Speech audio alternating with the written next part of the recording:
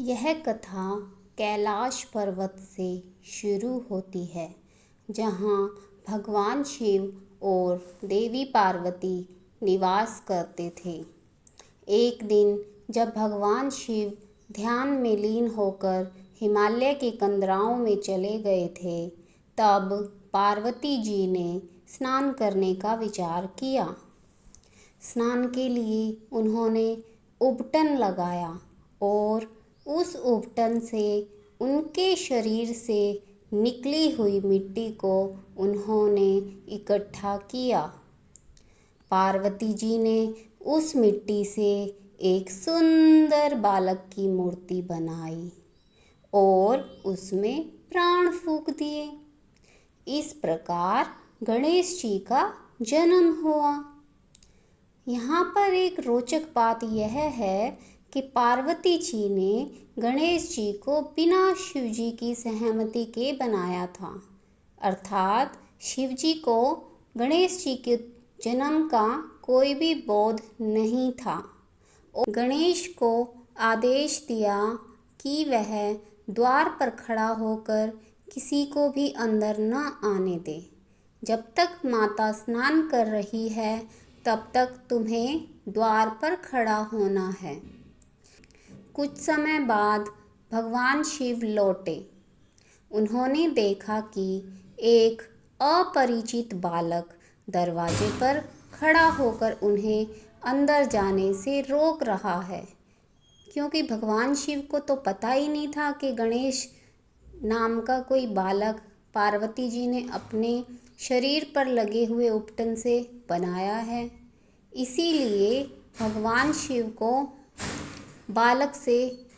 शिव ने कहा, मैं पार्वती का पति हूँ, मुझे अंदर जाने दो।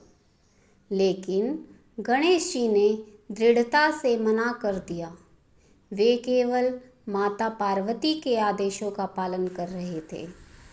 इससे क्रोधित होकर शिव जी ने अपने गणों को बुलाया और गणेश जी से उनका युद्ध छिड़ गया। परंतु अकेले गणेश जी ने सभी देवताओं और गणों को पराजित कर दिया। यह देखकर शिव जी का क्रोध और अधिक बढ़ गया और उन्होंने अपने त्रिशूल से गणेश जी का मस्तक काट दिया। जब माता पार्वती स्नान करके बाहर आई और अपने पुत्र की मृत देह को देखी तो उनका क्रोध और शोक अपार हो गया। उन्होंने ब्रह्मांड को नष्ट करने की धमकी दी। उनके क्रोध से तीनों लोकों में हलचल मच गई। तब ब्रह्मा, विष्णु और अन्य देवता पार्वती जी को शांत करने आए। पार्वती जी ने कहा, यदि मेरे पुत्र को जीवन नहीं मिला और उसे प्रथम पूज्य नहीं बनाया गया तो मैं संसार का संहार करूंगी। देवताओं की सलाह पर भगवान शिव ने अपने गणों को आज्ञा दी कि वे उत्तर दिशा की ओर जाएं और वहां जो भी प्राणी पहले मिले उसका सिर काट कर लाएं। गणों को सबसे पहले एक हाथी मिला। उन्होंने हाथी का सिर लाकर भगवान शिव को दे दिया। शिव जी ने उस सिर को बालक के शरीर पर स्थापित किया और प्राण फूंक दिए। गणेश जी पुनः जीवित हो उठे।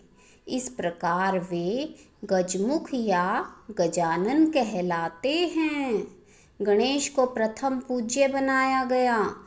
पार्वती जी का क्रोध अब शांत हो गया। तब ब्रह्मा, विष्णु और शिव ने निर्णय लिया कि गणेश जी को समस्त देवताओं में सर्वप्रथम पूजनीय बनाया जाएगा। कोई भी पूजा, हवन, विवाह या शुभ कार्य बिना गणेश पूजन के शुरू नहीं होगा। तभी से उन्हें प्रथम पूज्य का गौरव प्राप्त हुआ। इसीलिए कहते हैं कि जब भी आप कोई भी पूजा कार्य करते हैं, अगर आपने सर्वप्रथम गणेश जी की पूजा नहीं की तो वह पूजा मान्य नहीं होती। इसलिए हमें सर्वप्रथम भगवान गणेश की पूजा एवं आराधना करनी चाहिए। तो भक्तों, आपको यह कथा कैसी लगी ये मुझे कमेंट सेक्शन में अवश्य बताएं और ऐसी ही अन्य कथाओं को सुनने के लिए एवं देखने के लिए चैनल को सब्सक्राइब कीजिए एंड शेयर कीजिए। धन्यवाद।